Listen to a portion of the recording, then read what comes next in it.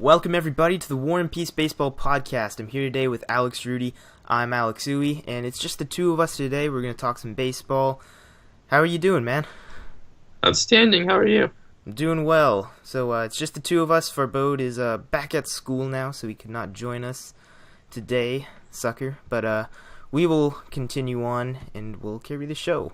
So let's go ahead and dive right into some of the top stories from the past couple weeks in Major League Baseball. We'll start off with Kansas City Fight Club's very own Rally Mantis, which has been all the rage in the last couple weeks, and it's been working for them. They have had the best record in August. They've firmly put themselves back in the wild card race, and the Fight Club is doing what they do best, and that's stick around. They do not have the look of a playoff team, though I would say compared to how they looked the last couple years. Is that fair to say? Yeah, I'd say this is their best. This is by far their worst team in the past 3 years. You know, there's a lot of important faces missing there. There's no Mike Moustakas, no Wade Davis. You know, Greg Holland was a big piece at one point too. It's just not the same kind of team. And you know, some of the players that were like really key players for them last year really not producing to the same extent this year. Yeah, I mean, Alcides Escobar, Lorenzo King, and Alex Gordon, all having disappointing years. Dansby Morales, even though he's heated up, still not, particularly great production. From the pitching standpoint, Edison Volquez is having a horrendous year, kind of returning to his pre-Pittsburgh Pirates numbers. Yordano Ventura, everyone thought he was going to be one of the next great ace, and the first Royal ace in a long time, and he's just a total head case. He's proven to me, and he hasn't pitched particularly effectively. Ian Kennedy has been a great innings eater, one of their better signings. Danny Duffy's on fire since he became a return to the rotation this year. He's been really the main bright spot of this team. And, Dylan G, is eating some innings, but it's really, without a doubt, the weakest team they've had in 3 years. And their disabled list is quite studded with talent from, Wade Davis and Moustakas, as you mentioned, to, Jason Vargas and Luke Hochevar, who are, big pitching depth to them. I love that pronunciation, Hochevar. Most people prefer the classic Hoshaver, but I like yours better. If it's Hoshaver, why is it spelled with a CH? Because the I guess Hochaver, if you want to say it firmly. But yeah. I don't know. This is not the important part of the discussion. Yeah. And then to wrap it up, they for some reason signed Mike Minor and Chris Medlin, and they're of course on the DL, as is to be expected with them in their careers. Yeah, and just to unwrap it a little bit, I want to kind of go back to Danny Duffy, who really is. You talked about the Fight Club not having an ace for a long time. This guy is looking like an ace right now. Possibly a Cy Young winner this year in a weak American League class, you could say. I mean, Chris Sale has been up and down. Danny Duffy might be able to take over. Do you think he is one of the top 10 pitchers going forward this season? No, not at all. I think you can make the argument for that just because of how weak everything around him has been. I mean, you look at guys like Strasburg recently on the DL. We'll talk about that in a little bit too. Fernandez was good in his last start. I think he's firmly in there. Syndergaard was good in his last start. I think he's earned that back. But, Kershaw's missed a lot of time. He'll be back soon. There's a lot of names that are kind of floating. And Danny Duffy's been that one recently that can kind of be that solid guy in the mix there. Him and Rick Porcello are those two guys that have really been consistent lately. Consistent enough to catch a lot of people's attention. So that's something to keep in mind too. Another guy who's gotten a lot of people's attention, Zach Britton of the Orioles. Got a lot of people's attention today when his scoreless streak was snapped. He gave up a run to the Nationals. That's unheard of. He hasn't done it in 43 appearances before this. So, the Orioles really kind of always seem like that team that doesn't have the best pitching, but plays fundamentally good baseball and has a really strong lineup and is able to just win a lot of games. And this guy is one of the biggest reasons for it. I mean, you could really make the case that he should win the MVP, and I don't agree with that case, but by certain statistical measures of value, I mean, he is one of the most valuable pitchers in in baseball, and he's, even taking away today's run, which is just a good kind of way to bring him up because he deserves it. I mean, Zach Britton's completely revitalized his career from struggling starter and the 10,000th failed Baltimore Oriole pitching prospect into the most dominant relief pitcher in baseball, and possibly after Kershaw, the most dominant just pitcher in general. Yeah, and I think the problem with relief pitchers winning any of these awards is, a lot of times people say, oh, they just don't have the workload, and even if they were to win it, they would say they have to have a legendary historical type of season, and he's kind of doing that. And that's why the case is really interesting this year. You heard Mariano Rivera in the top 5 of Cy Young voting before, but why is Britton's case a lot more interesting this year? Right, so first of all, the AL Cy Young is quite weak. Would you agree with that? Oh yeah, I think when Danny Duffy's in the conversation, it's pretty weak. Right. It's, probably, I would say usually it's relief pitchers, no matter how dominant, aren't really considered in years that don't have particularly weak Cy Young competition, because I think all of us really try to look at starters first. For right or wrong, it's just kind of the trend. But see, there's this one, if you really look at it this way, is that, and the Ringer.com, Ben Lindbergh, brought this up, is that if you go by, what's the stat? There we go. WPA, which is win probability added, he leads all pitchers in the major leagues. And that's a form of WAR that's a little bit more context driven to, so I guess it gives him an advantage that he's on a really good team that, has more wins, if that makes sense. So he has more opportunity to add wins, values, so this, for example, Mike Trout's on a horrible team, so this statistic doesn't exactly view his value as valuable because his team isn't winning. Yeah. So this adds the context like, oh, you're on a really good team, which is both good and bad to looking at. But, and this is just one statistic, but still, for a closer to lead any category that measures, as a form of WAR, that says a lot. And to lead all pitchers, all of them, that's pretty incredible. And he doesn't just lead all of them; he leads all of them by almost a full point, so a full WAR, if you will. I mean, that's historic. He's going to set the record for lowest ERA in a season ever, most likely. He's just a beast this season. That is about as solid of a case as you can make. Ideally, I still want to give him the Cy Young probably, but it's just because I just don't like giving to a relief pitcher. But I could be easily swayed and convinced because this is it's like giving the MVP to a starting pitcher. Ideally, it's not the way the award you want to use it. But if something is in specific circumstances, it's almost unavoidable. And yeah. Yeah, well, he did give up a run today, so that might hurt his chances. Maybe if he just doesn't do that anymore, then he'd have a good chance. Let's go ahead and move on, though. We'll stay in the American League East and talk about something that gets both of us very, very excited, and that's the Baby Bombers. Man, the Baby Bombers, Gary Sanchez is a monster. He is destroying Major League pitching. Aaron Judge and Tyler Austin joined the mix too, but Gary Sanchez really just stole the show. 10 homers in his first... Has he even reached 20 games yet? I think he just reached 20 games, right?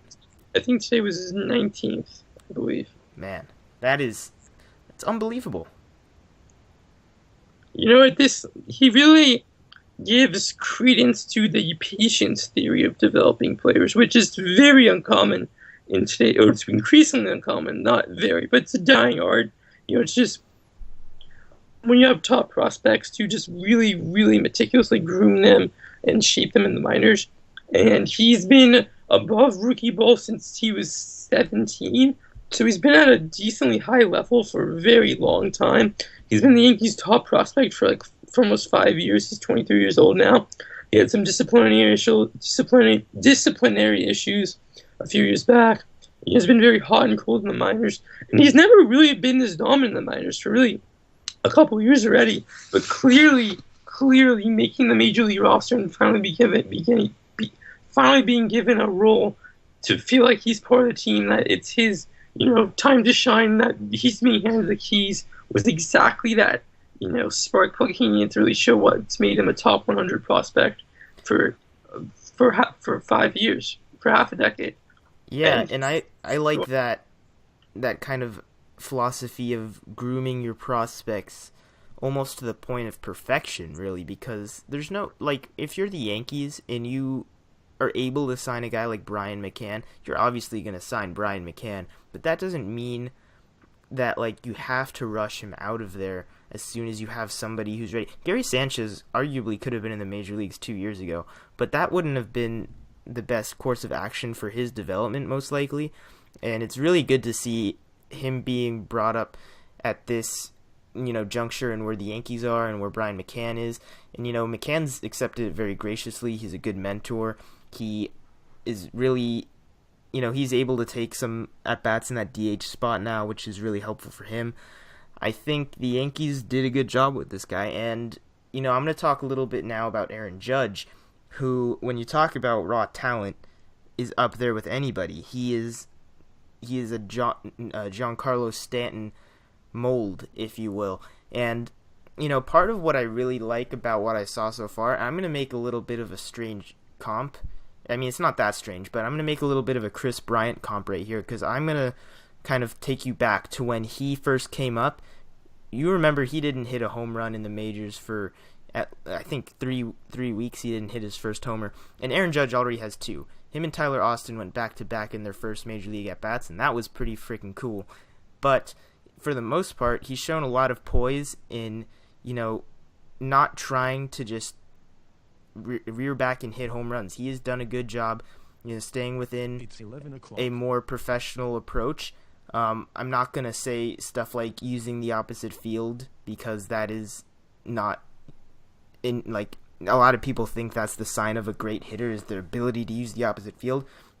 It's more about his ability to understand situations and, realize that he does not have to try to hit home runs all the time. The home runs he hit were wall scrapers that got out of Yankee Stadium, and that's going to do it for him. And eventually he'll find that stroke where he gets a little more elevation and is able to hit him out of the ballpark. But he's taking the time to adjust to big league pitching, which is the hardest thing for minor league prospects to adjust to do.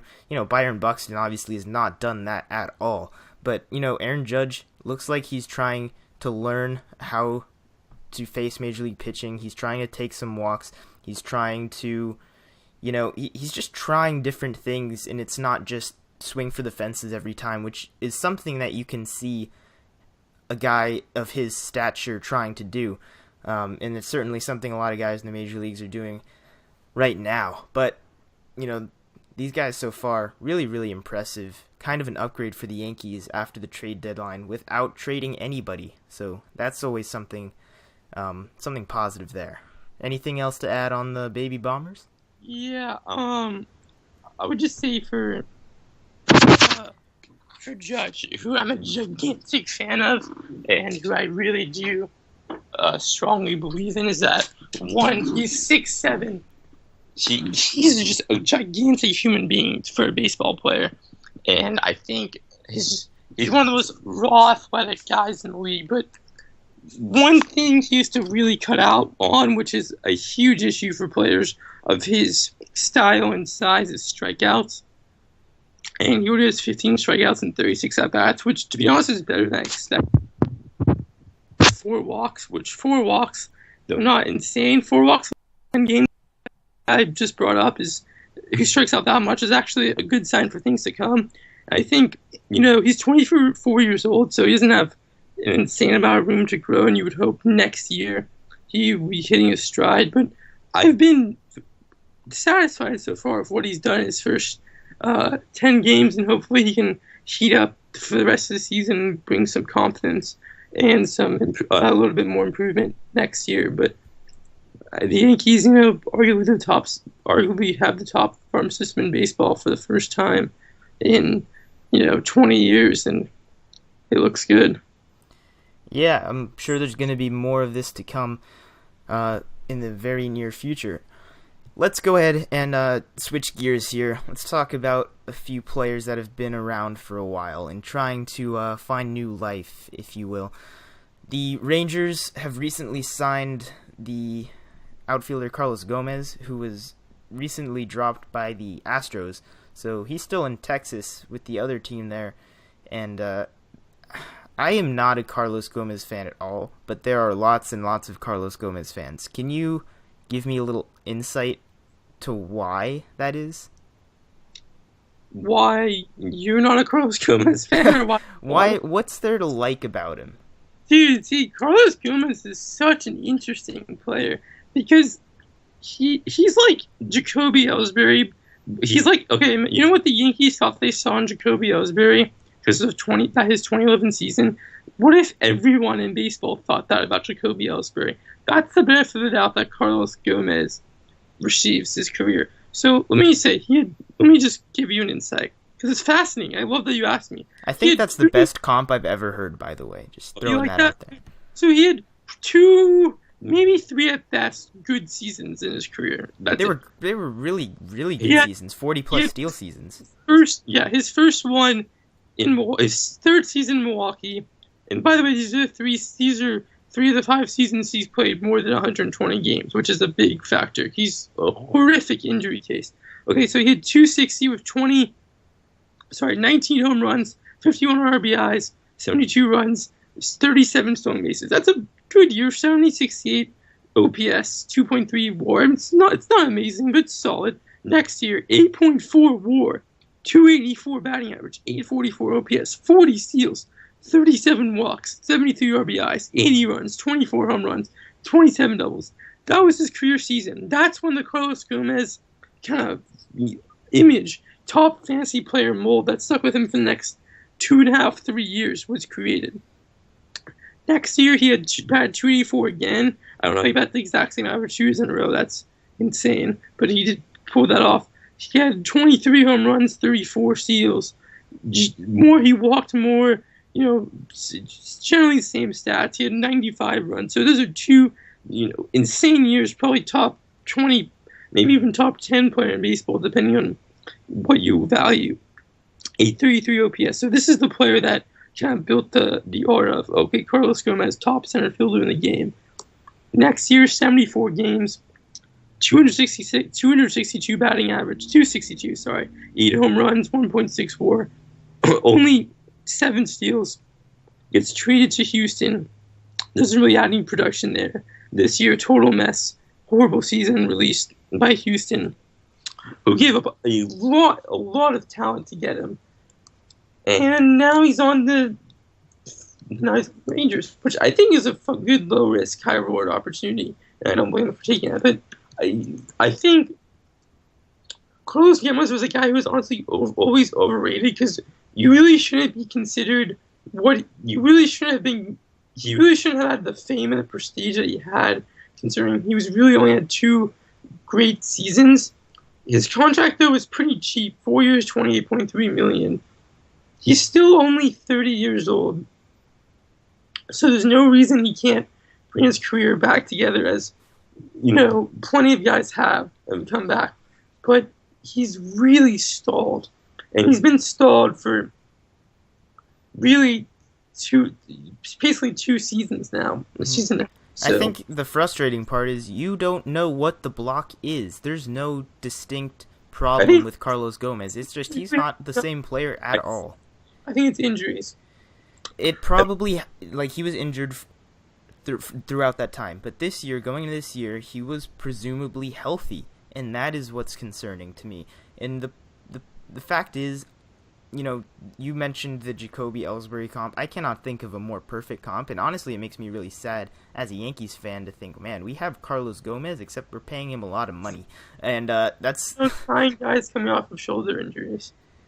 Yeah, that can be another discussion for another time. But I will say one thing: the Rangers are the right team for him, for guys like him. They seem to have a knack for reclaiming players. This year was Ian Desmond, obviously one of the top turnaround seasons in all baseball. But you think about Josh Hamilton, who made some news recently as well. When he came onto the Rangers, he had lots of problems. He was not, we know what happened with Josh Hamilton, and that was a long time ago now that you think about it. That was like 7 years ago when that was like a big thing. Anyway, the Rangers managed to develop some kind of relationship that worked. They got him on a program that worked, and they were able to revive Hamilton basically and turned him into an MVP caliber player. And they're still hanging on to him. They're obviously not expecting an MVP from either of these guys, I'm sure. But I think the Rangers said it best when I saw an article that said Carlos Gomez is not a rental. He is not he's not like a fill-in type of player. He's not an experiment. They are expecting him to be Carlos Gomez, and they're going to make it work. They will do whatever it takes to make it work, and that is a good way to go about handling players with such talent. Josh Hamilton was recently released by the Rangers, but it was more of a procedural move to be able to sign him to a minor league contract and have him eligible to return to the major leagues at soonest before, I think it was like May 15th of next season. There was something that wouldn't work if he was on the roster after September 1st, so that's all that is.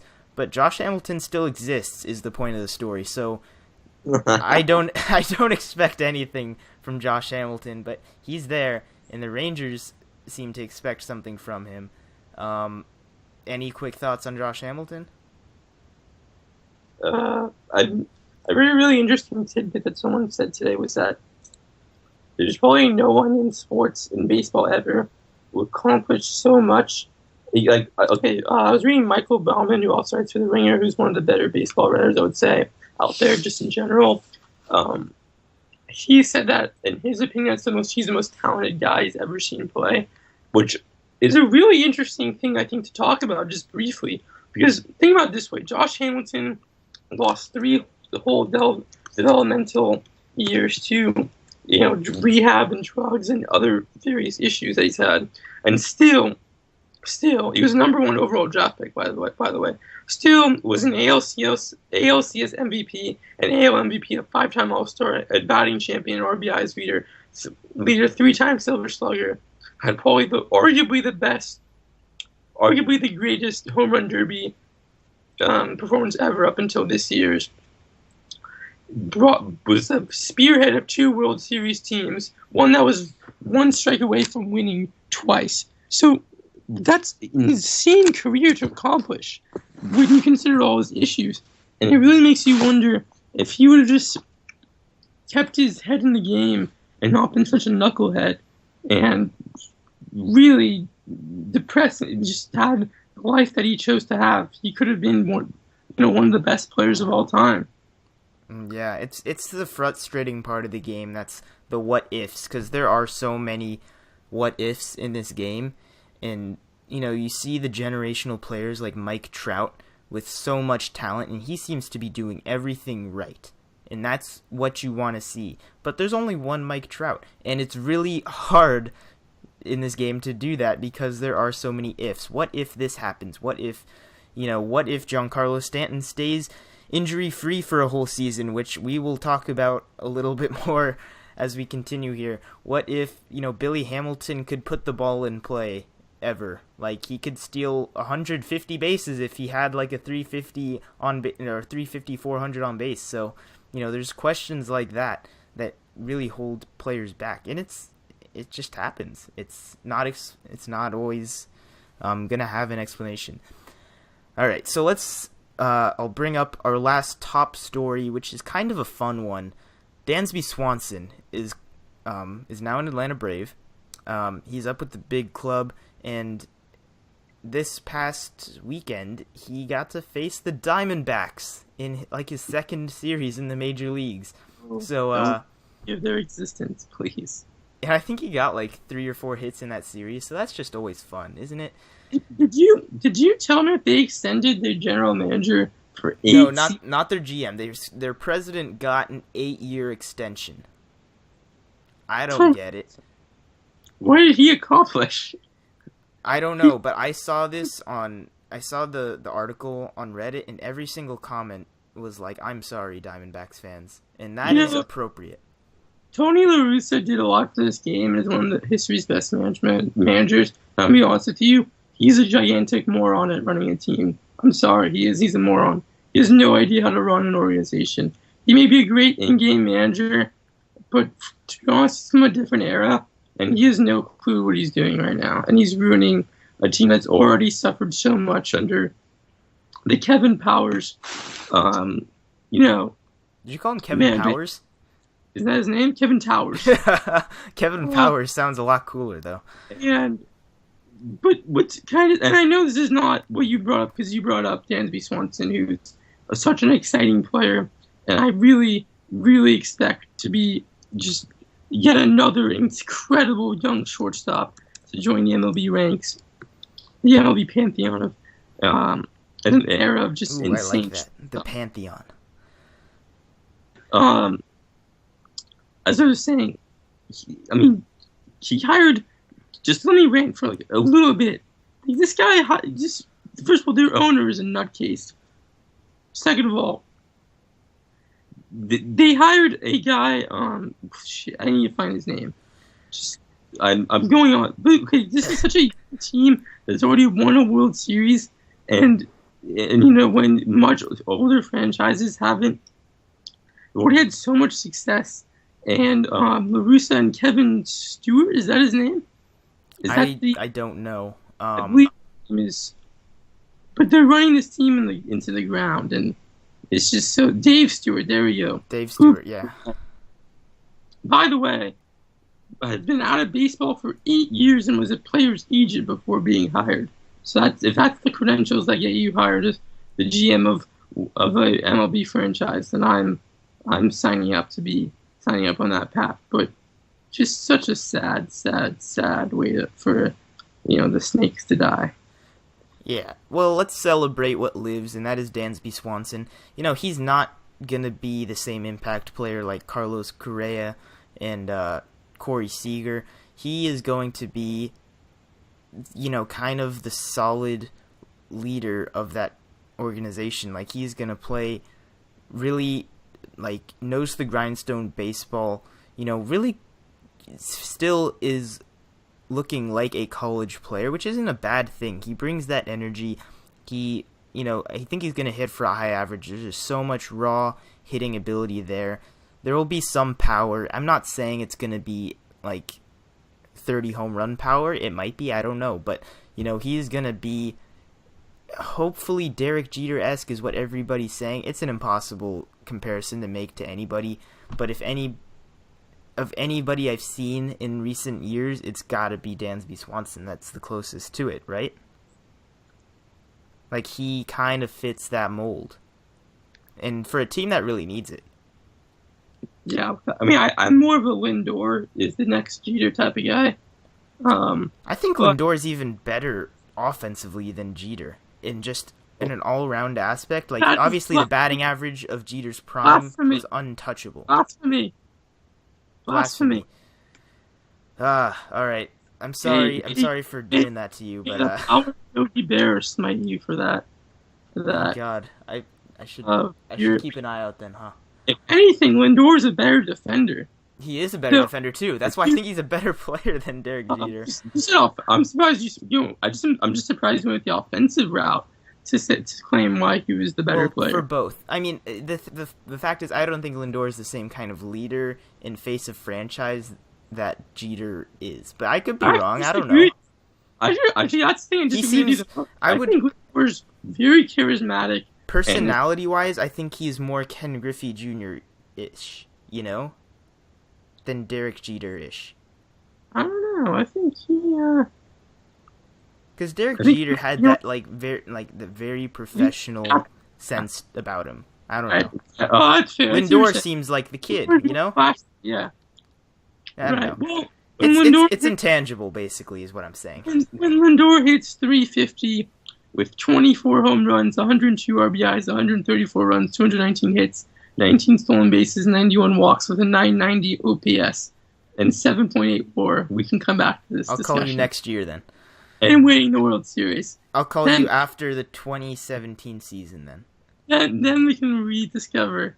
Wow, what a fucking season! Derek Jeter, already missing him. Let's move on. Before we ramble about the early 2000s Yankees a little bit more, but yeah, there's a lot to talk about still. Let's talk about some injuries, because injuries are important. They are part of the game, and they suck, but they really, really matter, especially in late August going into the final stretch of September. It's time for our annual announcement of Giancarlo Stanton's potentially season-ending injury. He claims he's going to be back, but I don't think that's the case, because he's not a particularly quick healer. He takes a long time in his rehab processes. I thought the whole thing was that he was out for the season. It is, and he said, I think it was just him that said he intends to be back, either in the last week of the season, or if the Marlins do make the wild card, he wants to be back for that. Okay, bud. I don't know. I don't know. Can I ask you something? He said, what's his current injury? I already kind of forgot. It was some leg injury. What's his leg? So do you, this is his, third or fourth long-term injury in the past 3 or 4 seasons. He's essentially had one every year. When do you start talking about this guy? When do you start thinking of it in terms of bad luck towards he's just a fragile player, and if they count for injuries? Because I can't give you. Let's go over an out-of-sport comparison that I think really fits what Giancarlo Stanton is, if that's okay with you. There's a player who plays for Liverpool FC in the Premier League named Daniel Sturridge, who's, when healthy, a top 5 player in that league, arguably. But probably, just like Stanton, when healthy, he's top 5 player, arguably, but probably in majors. But he's always hurt, and he's never healthy. And you essentially can't ever assume that he'll give you a full season. And you have to build your team assuming he won't play a full season, even though he makes your team so much better when he plays. But he always gets hurt. And, his hamstrings are paper mache, they say. And while Stanton's, obviously, his hamstrings are fine, he's played one season over 125 games since 2011. That is not durable at all, and I'm beginning to worry that we'll never see this peak guy who already has 206 fucking home runs in 6 seasons, which is fucking crazy. That's historically insane. He's a monster. That should be human, and he's disgusting. But and I love him. I just love seeing. I think baseball needs peak Stanton, who's healthy every year, because he is, in my opinion, the most singularly exciting and impressive player when he's peaking in performance in the game. That's my opinion. But I'm really starting to worry that we'll never see that. He's only 26. He'll be 27 in November. Plenty of time. But okay, can I just give you a quick way to put his home runs in perspective? Of course, man. He has 6 more home runs in his career than Josh Hamilton does in his career. That is insane. When your voice reaches that register, that's when I know you are beyond passionate about this. And I am with you every step of the way. By the way, it's a groin strain that he's out with. And, apparently, the president of the Marlins expects Stanton is going to be back later in the season. So I don't know, but it's not looking good for him. Is the point? Um, and it's really I mentioned it. What if? What if he could do it? I'm not even worried about it anymore. I've just accepted he's a fragile player, and if it happens, great, perfect. But for now, I'm not expecting anything grand going into next season. I'm not ranking him in my top. I'm not ranking him in my top 20 players next year going into the season if he's completely healthy. Is that outrageous? No. No, it's not outrageous. I see where you're coming from. 100%. It's the Troy Tulowitzki argument. Right. That's an amazing comparison, and he never could overcome his injuries. And will probably never be the A-Rod, it's funny. I feel like you tried to say 3 different players' names there, and none of them came out. And I'm like, he really was never like cheated. I'm gonna say A-Rod, and then I think you switched to like Nomar at some point there. I don't know. Now, ironically, Nomar is famous for injuries. So he really, and then like never maintaining his dominance. So he really is just our generation's Nomar. Essentially, that's what he is. A little bit bigger than Nomar, but yeah. Oh man. Yeah. Let's talk about. Tua's having actually a decent year this year, but nowhere near his peak. Nowhere near. It's not. For a shortstop, it's fine. Yeah. So let's go ahead and talk about another player who does this consistently, but I wouldn't go as fragile is a really tough word. I would say brittle is more of what Steven Strasburg is.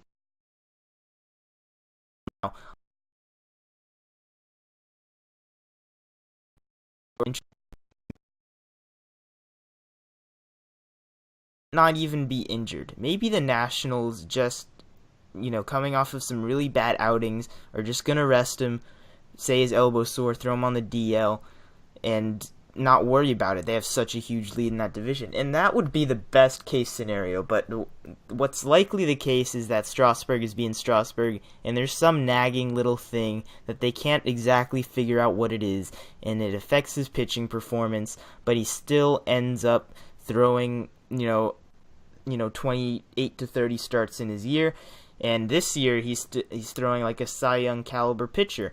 And it's super, super frustrating because it fluctuates so much. But you talk about talent, this guy has as much talent on the mound as anybody in the game. He could be Clayton Kershaw if he didn't constantly have nagging little injuries. Out of curiosity, what is his listed injury? It's elbow discomfort. Oh, which is like the most generic pitcher injury in existence. But it's also that one is the most generic one, but it's also the most concerning one in a lot of cases. Definitely. But forearm soreness. Yeah, that too. I don't know what to do with Steven Strasburg. Strasburg is the Stanton of pitchers, essentially. He really is. It's funny that we just talked about Stanton. It's really variable careers, I would say. Yeah, but, the thing is, Strasburg, we think, he's missed so much time, he never pitches, what is the deal with Strasburg? It seems like he's constantly on the DL, and I think that's a little bit exaggerated, because, let me pull this up here, since 2012, here, yes, 28 games started, 30 games started, 34 games started, 23 games started, 23 games started. That's not unbelievably Stanton-y, Right, but to be fair, he's only eclipsed 200 innings once, which I think is a better way to look at that. Fair, but that part of that is the Nationals being so damn careful with him after Tommy John surgery, which is fair. But it's fair. Really some of those seasons where he threw a lot of games was, because of, how scared the Nationals were. But I'm going to say this. He's an overrated pitcher. He's never had an ERA under 3 since his rookie season, which I'm not counting. That was 12 games. And he's eclipsed 200 strikeouts once and 200 innings once. So we can be tantalized about what he potentially offers all we want, but the fact of the matter is he's 28, which is not young for a pitcher anymore. That's your prime. And he's never had the Cy Young caliber season that we were promised. And that's not fair to him that he was heralded as an all-time great before he even stepped on the mound, just like his teammate Bryce Harper was. That's not fair to him. That's not. But the fact of the matter is, he's not even the best pitcher on his team.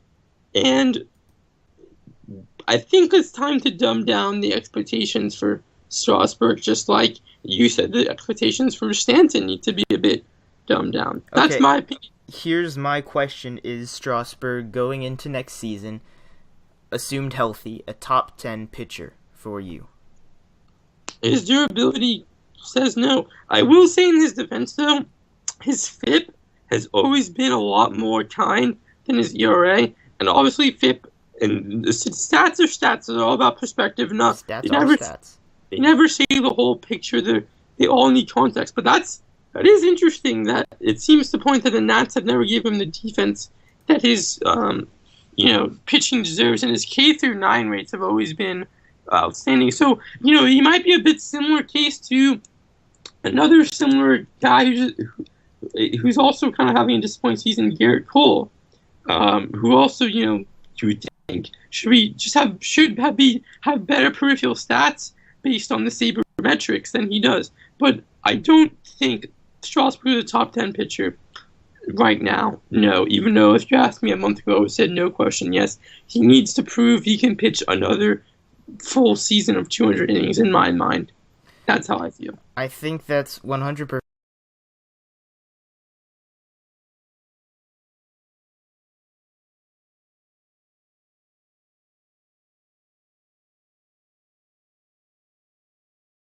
Let's talk about the best of the best, though. And this is exciting news that Kershaw is good, and that means something because Kershaw feeling good is just Kershaw. He doesn't have to worry about his injury. It was a weird injury. It was not a very diagnosable injury. It was just, like back issues or whatever, like herniated back troubles. And it's really about his comfort level. And if he feels good, he's going to pitch well. That's all that matters in this case.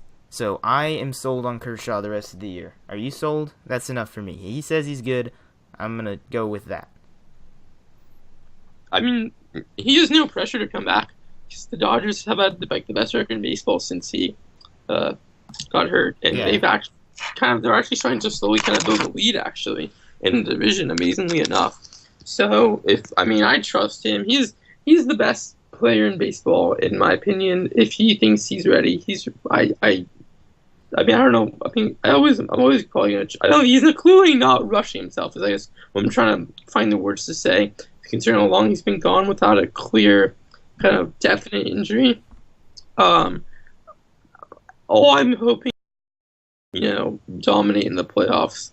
And honestly, this sounds interesting, but I would love to see Kershaw carry this team through the World Series just for the sake of his career. It'd be a wonderful story to watch. As much as I want the Cubs to break,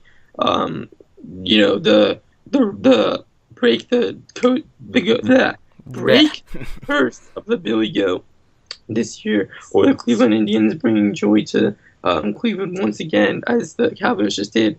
I really, really would like to see Kershaw, while he's in this prime of his career, carry the Dodgers all the way to glory and settle any doubt about truly how transcendental his career's been. Ooh, transcendental. I like that. And I think is actually the word. Yeah, it is, but transcendental just even enhances it further. Sounds good, though, right? It sounds great. The Dodgers playing out of their minds. Their offense is amazing. They just got Rich Hill back today, and he pitched well. He beat the Giants 1-0. That's what it takes. And especially, I'm going to bring up 1.2. Kershaw carrying the Dodgers through the postseason in Vin Scully's last year behind the mic would just be the most incredible thing, would it not? That's an amazing. Him accidentally calling Kershaw Koufax in the World Series. Can you imagine that? That would be awesome. I would love it. Yeah, I would. I can't ask for anything else. And we'll talk about one more important player return in the same division, actually, and that's A.J. Pollock, trapped in the eternal wasteland of the team that Rudy hates with a burning passion.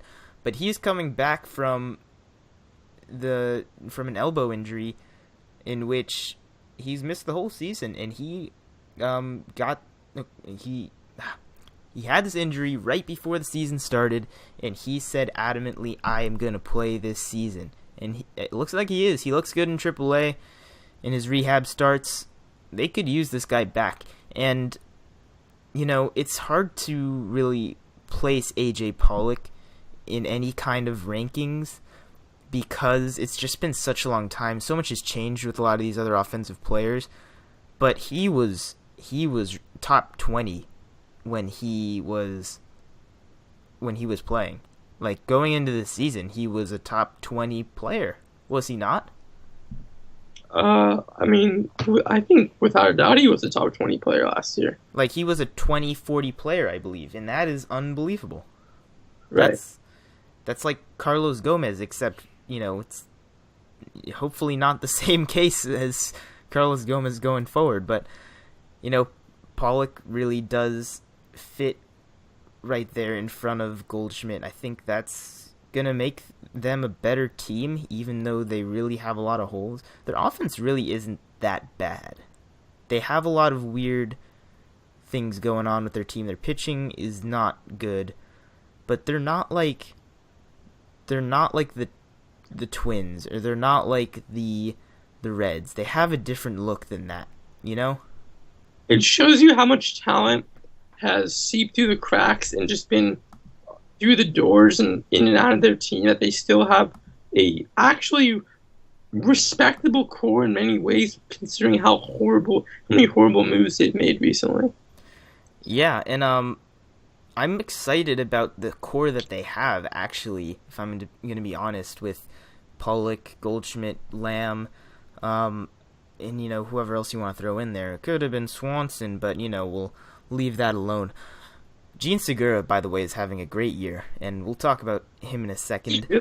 That's interesting. One last thing I wanted to throw with injury-wise I kind of skipped over was Steven Matz is on the DL now. We knew he was having problems. Do you think he's going to make 5 more starts this year even, or do you think the Mets are likely to shut him down?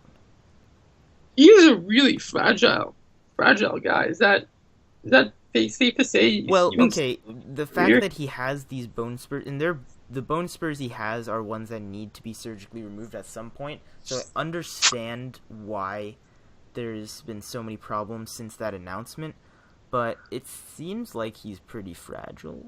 But once this is cleared up, it might not be. I don't know. I don't know what the deal is. Is there anything more Metsian than making the World Series out of nowhere and then being 500 at the end of August the next season while not losing only losing, I think, one key player to free agency? I mean, that's just being the Mets right there, right?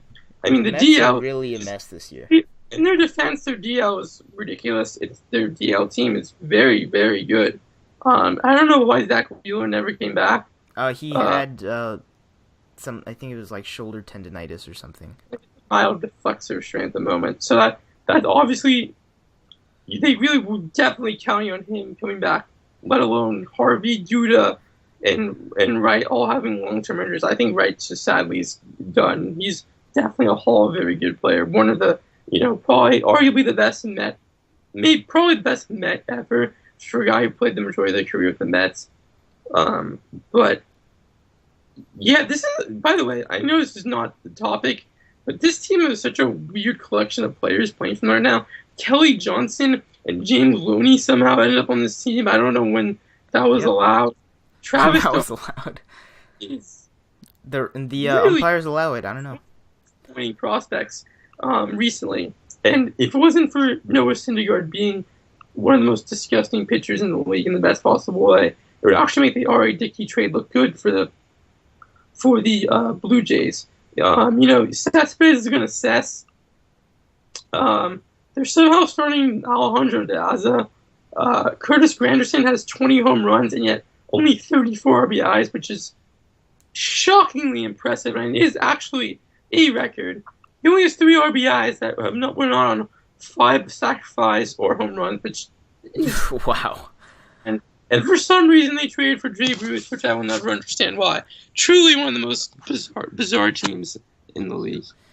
I can't forgive them for what they're doing to Conforto. I want to like them, but they're just treating one of my favorite players with such contempt. It's just ugly, man. Get Conforto out of there, please. I can't bear to watch him deal with the Mets anymore. It's so bad, but he's so good, and I don't know what to do. I'm conflicted. Last separate thing I want to ask you, that's not related to that. Are you going to be following the MLB career of Tim Tebow closely? Yeah, because I'm a baseball nerd, yeah. I want to see what happens. It's fun.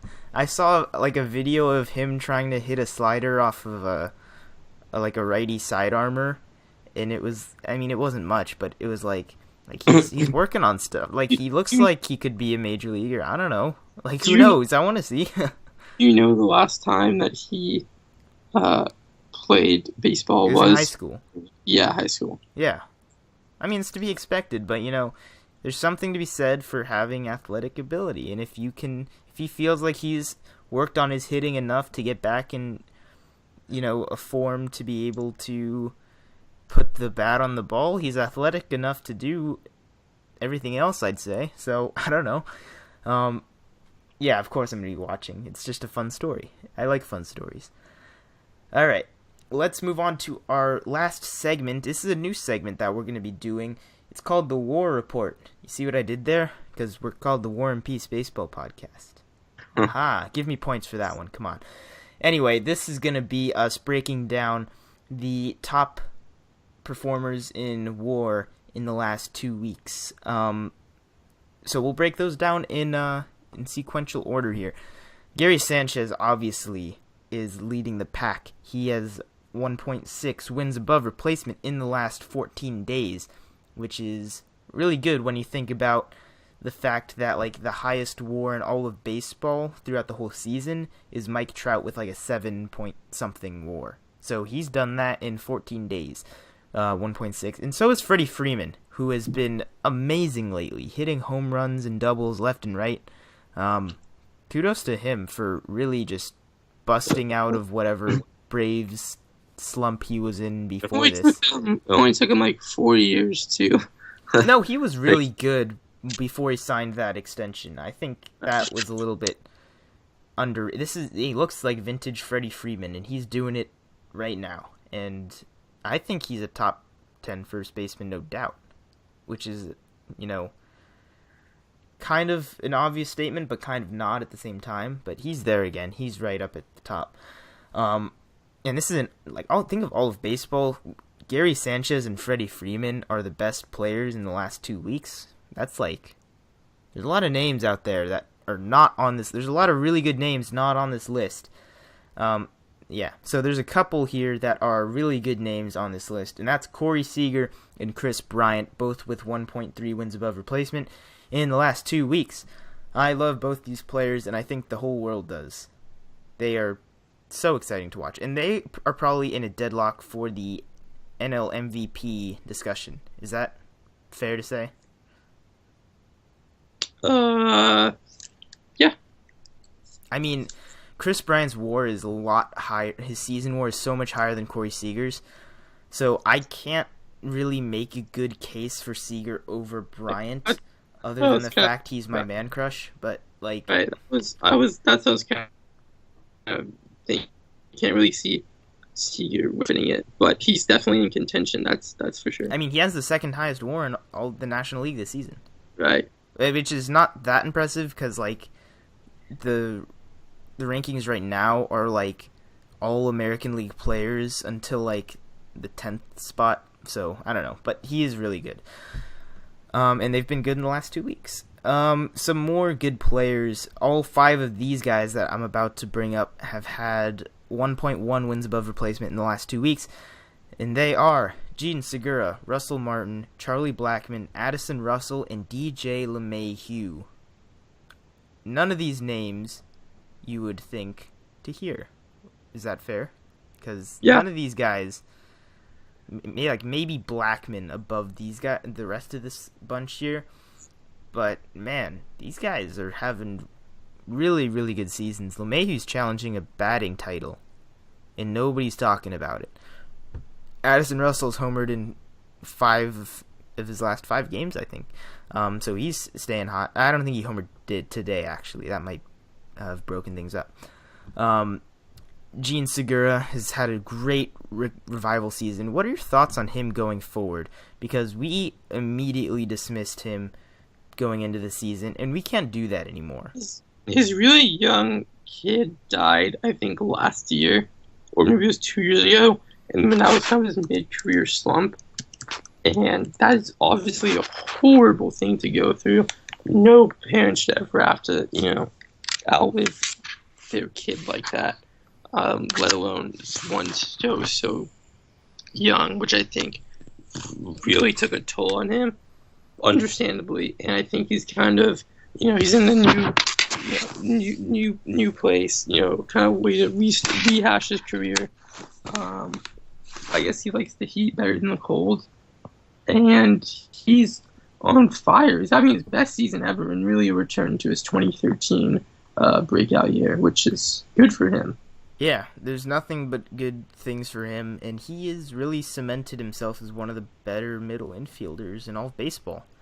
Russell Martin had an atrocious first half, but he's on fire lately. He's got to be owned, right? He's got to be a top 10 catcher again, because he wasn't for a while, and now he is. And that's how sucky the catcher position is that you can go on one little hot streak and skyrocket right back up to the top, it seems. And Martin did it. He's just always, I don't know. Like, Russell Martin is a really good baseball player, and it didn't look like that for this year, so I guess we could have seen this coming, but maybe not 1.1 wins above replacement in the last 2 weeks. Charlie Blackmon is continually underrated and really, really good, and I can't say any more than that. He does it all, so don't ask for more, because he's giving it all. These next 2 guys are the most intriguing ones in my mind, Addison Russell and DJ LeMahieu. What are we looking at here? Are we looking at MVP caliber players at some point down the line? I can't tell. LeMahieu has always had amazing bat to ball skills. Hitting in Coors Field obviously helps a little bit, but consistently high batting average, great defense, just has not had any desire to hit for power. But he's 6'6". I can't help but feel like he can at any point in time. You 6'6"? He's a tall mofo out in second base. 6'4", but that's still very tall. 6'4" is tall enough to be listed as 6'6" in my mind. So that's incredible that his power is so low considering his size. I mean, it's a choice. It's not like can't do it. I really don't think he'll ever be an MVP player. He's not even the best player on his team. Well, yeah. Could he do what Nolan Arenado's doing if he tried to? No. Because DJ LeMahieu clearly has a much different state, and it's a big what if, because it's his hitting approach. His approach is to hit everything into the gaps and just shoot line drives everywhere and hit for a high average and challenge for batting titles and do his thing, but apparently not hit for much power. So there you go. I don't know what else to say about that. Addison Russell, though. I think Russell has to really, really improve his streakiness if he wants to become a MVP caliber player. He has great defense already and his above average power for his position, but to be completely honest, he's one of the most frustrating players to own in fantasy baseball. He's just complete streaky, nothing else. I think his RBI stats are greatly inflated by being on such an outstanding team. He still only has an OPS of 774, which for 19 home runs, 18 doubles isn't particularly impressive. 249 batting average, 112 strikeouts, and 119 at-bats. Game played, sorry. Not wow, that would be an impressive season. And 4 stolen bases is a bit disappointing. He's only 22 years old. Will be 23 next year, so still plenty of time. He's 6 months younger than Aaron. He's like a year and a half younger than Aaron Judge. It's put that in perspective. So I just don't think he'll ever be an MVP player. I think he's once again not even the best player on his team, as we just talked about Chris Bryant. I think he's it's so hard to do for these guys. I mean, there's some man, they have actual MVPs ahead of them there, so it's a tall order. Yeah, so a few more guys we'll talk about on the WAR report. Each of these guys with one win above replacement in the last 2 weeks, and that is Sandy Leone, Alex Gordon, and Joey Votto. One of these names is not like the other. I won't tell you which one. Joey Votto is mean. Joey Votto is really mean, except he did buy Ichiro 50 pizzas delivered to him in his clubhouse, so I guess he's a nice guy there. He's got that going for him. Did you see that, by the way? I'm just, in case I'm very confused. In case. So all I have to do is have the most hits in professional baseball history, and I can get 50 free pizzas. No, the reason he got pizzas delivered to his locker is because Ichiro had donuts delivered to Joey Votto's locker. So what you're telling me is all you have to do is buy donuts and have them delivered to Joey Votto, and you'll get a lot of pizza. Ichiro is just the best person ever. That's what you're just trying to prove here, right? Yeah, and I'm also trying to prove that Joey Votto, underneath his hardened Canadian exterior, is more soft and cuddly Canadian on the inside. I don't believe you, but I'm glad that you're trying to defend him. He is a hitting machine, though. The Ferrari is ready, if anybody understands what that means. Does it mean... I don't know what that means, actually. He was quoted earlier in the season when he was struggling. He was like, you don't like, my swing is a finely tuned machine, a piece of work, and he's like, he compared it to a lot of other really impressive machines and stuff. One of them of which was a Ferrari, which was pretty funny at the time, but now it is very understandable considering he is destroying baseball since the All-Star break. He is hitting .450 with an on-base over 500, and he's slugging the shit out of the ball. I don't know what to do with Joey Votto because he is too good. Alex Gordon and Sandy Leone are not that good, though. They've just been hot. Gordon's been bopping some homers, and Sandy Leone has really become a really good catcher. Do you think he is a fluke? Like 100% just fluke? Yes. Okay. I mean, this is one of those cases where there's a clear change in plate approach since when he was with the Nationals, I think.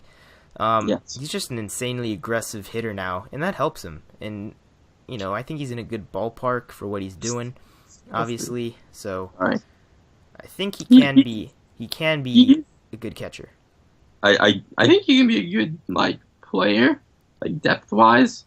But... Well, no, he's going to start for them. Is he the starting catcher? Is he good enough to start as the Red Sox catcher? Well, I mean, as long as he's hitting like this, how could he not? Well, yeah, that's the point. Do you think he's going to continue to hit like this? Let's pull up a stat line, shall we? But you don't really have any better options to replace him. I like stat lines. Okay. Because we like stats here at the War and Peace Baseball Podcast.